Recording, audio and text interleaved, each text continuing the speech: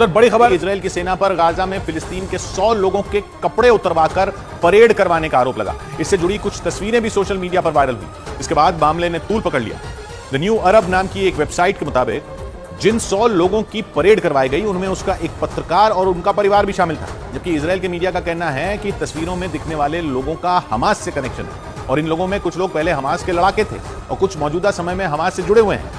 हालांकि इस सारी बहस के बीच इजराइल की सेना ने इन तस्वीरों पर कोई औपचारिक बयान नहीं दिया, लेकिन गाजा में हुई इस परेड की तस्वीरें जैसे ही सोशल मीडिया पर वायरल हुई, बवाल मच गया, क्योंकि इजराइल पर फिलिस्तीन के आम लोगों से बर्बरता करने का आरोप लगा। दावा किया गया कि इजराइल ने गाजा में 100 लोगों की कपड़े उतरवाकर यह परेड करवाई और जैसे ही इस मामले से जुड़ी तस्वीरें सोशल मीडिया पर वायरल हुई, बवाल मच गया, क्योंकि इन तस्वीरों में एक लाइन से लोग बिना कपड़ों के बैठे नजर आए। इन लोगों ने अपने सिर झुकाए हुए थे और डरे हुए दिख रहे थे। इन लोगों के आसपास कई सैनिक भी घूमते नजर आए। सोशल मीडिया पर वायरल ये तस्वीरें गाजा की। दावा किया गया कि सड़क पर बिना कपड़ों के बेबस हालत में बैठे ये लोग फिलिस्तीन के हैं और इनकी संख्या 1-2 नहीं बल्कि 100 है। और इन लोगों को गाजा में घुसे इजराइल के सैनिकों ने पकड़ा, जिसके बाद इन लोगों की ऐसी शर्मनाक परेड करवाई गई कि तहलका मच गया। आरोप लगा कि फिलिस्तीन के इन लोगों की परेड गाजा में घुसी इजराइल की सेना ने करवाई और इन लोगों को टॉर्चर किया गया। इजराइल पर यह आरोप फिलिस्तीन ने लगाया और सबूत के तौर पर यह तस्वीरें शेयर कर दी। इन्हें देखकर इजराइल के खिलाफ फिलिस्तीन में गुस्सा बढ़ गया, क्योंकि दावा किया गया कि तस्वीरों में दिखने वाले लोग फिलिस्तीन के आम लोग और इजराइल की सेना ने इनके साथ हैवानियत की। क्योंकि जो वीडियो सामने आया उसमें पहले तो बहुत सारे लोग बिना कपड़ों के जमीन पर बैठे दिखे और जैसे ही कैमरा घूमा, लोग इसी हालत में लाइन से ट्रक पर चढ़ते दिखाई दी। एक दूसरी तस्वीर देखकर तो कलेजा ही पसीज गया, क्योंकि उसमें बिना कपड़ों के लोग घुटनों के बल बैठे दिखे। एक लाइन से बैठे इन लोगों के हाथ पीछे बंधे हुए थे और आसपास सैनिक खड़े थे। इसके बाद इन सभी लोगों को ट्रक पर बिठाकर ले जाया गया। ये दावा फिलिस्तीन के मीडिया ने किया। हालांकि इस बारे में इजराइल की सेना ने कोई औपचारिक बयान नहीं दिया और सारे दावे फिलिस्तीन के मीडिया ने किए और इस वीडियो को इजराइल की सेना की हैवानियत का सबूत बताने लगा। फिलिस्तीन ने दावा किया कि वीडियो का हर फ्रेम गाजा में लोगों की दुर्दशा दिखाता है, क्योंकि इजराइल की सेना ने वहां के 100 लोगों को केवल बिना कपड़ों के सड़क पर ही नहीं बिठाया, बल्कि इसी हालत में उन्हें रेत पर ले गए, जिसके बाद उनके साथ क्या हुआ किसी को पता नहीं। वीडियो में दिखा कि इन लोगों को ट्रक में भेड़ बकरियों की तरह बिठाकर ले जाया गया। पहले एक ट्रक गुजरा, उसके पीछे सैनिकों से भरी एक गाड़ी गई और फिर दूसरा ट्रक गया। इस ट्रक में भी लोग बिना कपड़ों के दिखे। इसके बाद एक तस्वीर आई और इस तस्वीर में बुरी हालत में लोग घुटनों के बल रेत पर बैठे दिखे और उनके आसपास सैनिक खड़े नजर आए। और इन्हीं तस्वीरों के आधार पर इजराइल की सेना पर आम लोगों से जानवरों जैसा सलूक करने का आरोप लगा।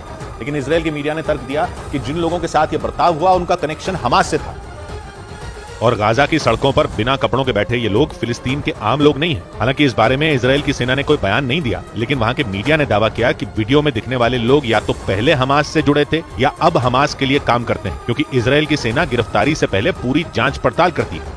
और इजराइल की सेना के प्रवक्ता ने भी कहा था कि वो गाजा में घूम घूम कर हमास के लोगों की तलाश कर रहे हैं और इसके लिए वो गाजा के लोगों को पहले गिरफ्तार करते हैं, फिर उनसे पूछताछ करते हैं और जब तक ये पक्का नहीं हो जाता कि उनका हमास से कनेक्शन है, उनके साथ कुछ बुरा नहीं किया जाता। इजराइल के मीडिया ने इन्हीं बातों को आधार बनाकर दावा किया कि गाजा में बिना कपड़ों के जिन लोगों की परेड करवाई गई वो हमास से जुड़े थे। लेकिन हमास ने इन दावों को नकार दिया और बयान दिया कि जिन लोगों को गिरफ्तार किया गया वो सभी निर्दोष आम नागरिक थे और इजराइल की सेना ने इन लोगों की उत्तरी गाजा से सामूहिक गिरफ्तारी की और ट्रक में भरकर ले जाए गए इन सभी 100 लोगों को उत्तरी गाजा के ही एक हिस्से में रखा गया। यानी हमास ने यह दावा करके इजराइल को नीचा दिखाने का पूरा इंतजाम कर डाला, क्योंकि एक तरफ इजराइल की सेना ने सामूहिक गिरफ्तारी से जुड़ी इन तस्वीरों के मुद्दे पर मुंह पर ताला लगा लिया और दूसरी तरफ हमास ने इजराइल के खिलाफ आग उगलनी शुरू कर दी, जिससे 100 लोगों को टॉर्चर करने का मुद्दा तूल पकड़ने लगा। क्योंकि हमास के अलावा फिलिस्तीन में काम करने वाले एक एनजीओ ने दावा किया कि इजराइल ने बुजुर्गों, डॉक्टरों, पत्रकारों और शिक्षकों को गिरफ्तार किया। यही नहीं, एनजीओ के मुताबिक गिरफ्तार किए गए लोगों में कई विस्थापित भी हैं। लेकिन इजराइल ने इन लोगों को हमास के लड़ाके बताकर गिरफ्तार कर लिया। हमास और फिलिस्तीन के इस दावे को और हवा तब मिल गई जब द न्यू अरब नाम की एक वेबसाइट ने दावा किया कि परेड में शामिल लोगों में उसका एक पत्रकार और उसका परिवार भी शामिल था, जो न केवल इस परेड में शामिल थे बल्कि इजराइल की सेना ने उनसे जानवरों जैसा सलूक भी किया था। लंदन से काम करने वाली द न्यू अरब नाम की एक वेबसाइट ने दावा किया कि बिना कपड़ों के परेड करने वाले लोगों में उसका एक पत्रकार भी था। यही नहीं, वेबसाइट ने दावा किया कि इजराइल ने उस पत्रकार के परिवार को भी पकड़ा और उन्हें भी टॉर्चर किया। वेबसाइट के मुताबिक इन लोगों में कई डॉक्टर भी शामिल हैं। इसके अलावा गिरफ्तार कैदियों में कई की पहचान भी हो चुकी है और उनके परिवार के मुताबिक उनका हमास से दूर दूर तक कोई लेना देना नहीं है। लेकिन इजराइल ने उन्हें गिरफ्तार कर लिया। वैसे इजराइल पर पहले भी गाजा में कुछ पत्रकारों और उनके परिवारों को मारने का आरोप लग चुका है, इन पत्रकारों में कतर के न्यूज चैनल अल जजीरा के एक पत्रकार भी शामिल थे। तो बड़ी खबर आई जापान से, जहां लाखों टन मरी हुई मछलियां लहरों के साथ समंदर के किनारे आ गईं, जिसके बाद दुनिया भर में जापान के फुकुशिमा न्यूक्लियर प्लांट से छोड़े गए पानी को लेकर चर्चा शुरू हो गई, क्योंकि उत्तरी जापान में समंदर के किनारे मरी हुई मछलियों का अंबार लग गया। वहां से जो वीडियो सामने आया उसे देखकर ऐसा लगा जब मानो मरी हुई मछलियों का सैलाब आ गया। इसके बाद जापान के फुकुशिमा न्यूक्लियर प्लांट से छोड़े गए लाखों टन पानी पर सवाल उठने लगे। चीन, दक्षिण कोरिया, हांगकांग और फिलीपींस ने न्यूक्लियर प्लांट से समंदर में पानी छोड़ने के जापान के कदम को समुद्री जीवों के लिए बहुत बड़ा खतरा बताया था और आरोप लगाया था कि जापान समंदर में रेडियो एक्टिव पानी छोड़कर समंदर के एक बड़े हिस्से को जहरीला बना रहा है। इतना ही नहीं, खुद जापान में मछुआरों के अलग अलग संगठनों ने सरकार के फैसले का विरोध किया था, क्योंकि उन्हें इस बात का डर था कि समंदर में न्यूक्लियर प्लांट का पानी छोड़े जाने से मछलियों को नुकसान हो सकता है। और उत्तरी जापान में समंदर किनारे मरी हुई मछलियों का वीडियो सामने आने के बाद आशंका जताई जा रही है कि लाखों टन मछलियों की मौत जहरीले पानी की वजह से ही हुई।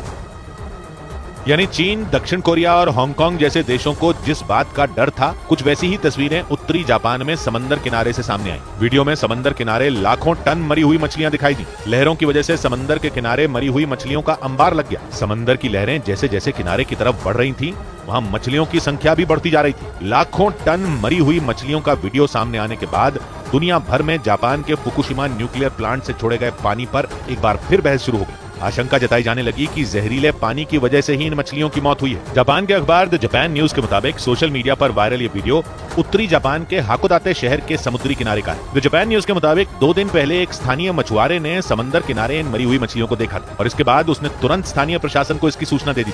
हालांकि जापान से आए इस वीडियो की वजह से पूरी दुनिया में हड़कंप मच गया, क्योंकि चीन, दक्षिण कोरिया, उत्तर कोरिया, फिलीपींस, हांगकांग ये सब देश लंबे वक्त से समंदर में फुकुशिमा न्यूक्लियर प्लांट से पानी छोड़े जाने का विरोध कर रहे हैं।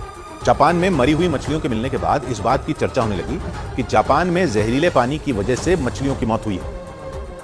यानी कहा यह जा रहा है कि समंदर में न्यूक्लियर प्लांट का पानी छोड़ने का जापान का फैसला उस पर ही भारी पड़ गया। हांगकांग के अखबार साउथ चाइना मॉर्निंग पोस्ट के मुताबिक उत्तरी जापान के जिस हाकोदाते शहर में मरी हुई मछलियां मिली हैं, फुकुशिमा न्यूक्लियर प्लांट से उसकी दूरी करीब 600 kilometre. South China morning post की रिपोर्ट में इस बात की आशंका जताई गई कि न्यूक्लियर प्लांट से छोड़े गए रेडियो एक्टिव पानी की वजह से ही इन मछलियों की मौत हुई होगी, क्योंकि बीते 4 महीनों से जापान लगातार न्यूक्लियर प्लांट से समंदर में पानी छोड़ रहा है। और जापान के इस कदम का चीन, दक्षिण कोरिया, उत्तर कोरिया, हांगकांग, फिलीपींस और ताइवान ने जोरदार विरोध किया, क्योंकि ये सभी देश जापान के करीब हैं और इनकी समुद्री सीमाएं भी जापान के समंदर से लगती हैं। और यही वजह रहेगी ये सभी देश जापान के फैसले से सबसे ज्यादा डरे हुए हैं। चीन और दक्षिण कोरिया की सरकार ने आरोप लगाया कि रेडियो एक्टिव पानी की वजह से मछलियों और दूसरे समुद्री जीवों को भारी नुकसान हो रहा है और उन्हें खाने से इंसानों को कैंसर जैसी खतरनाक बीमारी भी हो सकती है।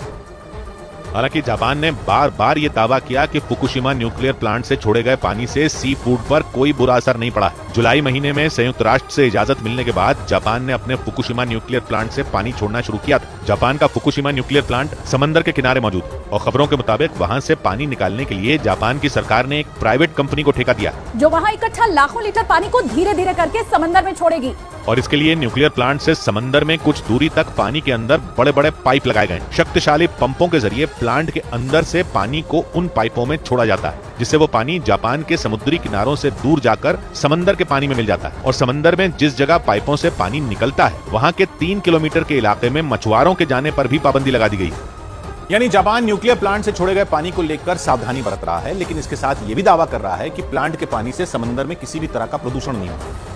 लेकिन उत्तरी जापान में समंदर किनारे मरी हुई मछलियों के मिलने के बाद चीन को जापान पर हमला बोलने का बड़ा मौका मिल गया, क्योंकि समंदर को जहरीला बनाने का आरोप लगाकर चीन ने जापान से आने वाले सी फूड पर बैन लगा दिया था। मीडिया कंपनी ब्लूमबर्ग की एक रिपोर्ट बताती है कि जापान में सी फूड का कारोबार बड़े पैमाने पर होता है। हर साल लाखों टन सी फूड जापान से चीन भेजा जाता है। पिछले साल जापान से चीन को करीब 50 करोड़ डॉलर यानी भारतीय रुपयों में करीब 4000 करोड़ रुपए का सी फूड सप्लाई किया गया था। और यही वजह रही कि नाराज चीन ने जापान की अर्थव्यवस्था की कमर तोड़ने के लिए सी फूड के आयात पर रोक लगा दी थी। हालांकि चीन पर दुनिया को भड़काने का आरोप लगाकर जापान के प्रधानमंत्री फुमियो किशिदा ने अपनी पूरी कैबिनेट के साथ सी फूड का लुत्फ उठाया था और ये संदेश देने की कोशिश की थी कि फुकुशिमा न्यूक्लियर प्लांट से छोड़े गए पानी का सी फूड पर कोई असर नहीं पड़ा, जबकि चीन समेत जापान के कई पड़ोसी देश बार बार ये दावा करते रहे कि जापान के रेडियो एक्टिव पानी की वजह से समंदर का एक बड़ा हिस्सा जहरीला हो चुका है। और महज चीन, दक्षिण कोरिया या फिर हांगकांग जैसे पड़ोसी देश ही नहीं, बल्कि जापान सरकार के फैसले का विरोध जापान के लोगों ने भी किया।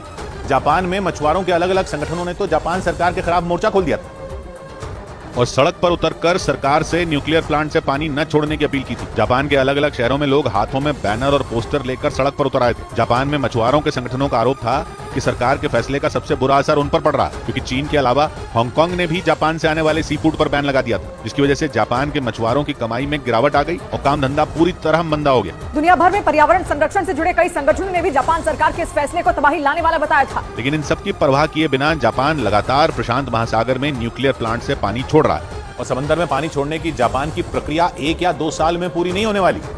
खबरों के मुताबिक जापान को इस काम में करीब 30 साल का वक्त लग सकता है, क्योंकि जापान के फुकुशिमा न्यूक्लियर प्लांट में थोड़ा बहुत नहीं बल्कि 133 करोड़ लीटर पानी लोहे के 1046 बड़े बड़े टैंकों में जमा है। इसे आप ऐसे भी समझ सकते हैं कि फुकुशिमा प्लांट में रखे गए पानी से करीब 500 ओलंपिक साइज स्विमिंग पूल को भरा जा सकता है। यानी जापान अगर लगातार समंदर में पानी छोड़ेगा तब भी उसे इस काम को पूरा करने में कई साल लग सकते हैं। जापान की मीडिया के मुताबिक न्यूक्लियर प्लांट के पानी को प्रशांत महासागर में जापान के समुद्री किनारे से करीब 1 किलोमीटर पूर्व की तरफ छोड़ा जा रहा है। जापान की सरकार का दावा है कि समंदर में छोड़े जाने से पहले पानी को पूरी तरह साफ किया जा रहा है। 12 साल पहले 2011 में आए भूकंप और सुनामी की वजह से फुकुशिमा न्यूक्लियर प्लांट में भयानक विस्फोट हो गया था। भूकंप के झटके लगते ही समुद्र किनारे बने न्यूक्लियर प्लांट के रिएक्टर बंद हो गए थे। कुछ देर बाद न्यूक्लियर पावर प्लांट में भयानक विस्फोट होने लगे और उन विस्फोट को दबाने के लिए और रिएक्टर को ठंडा रखने के लिए 133 करोड़ लीटर पानी का इस्तेमाल किया गया था।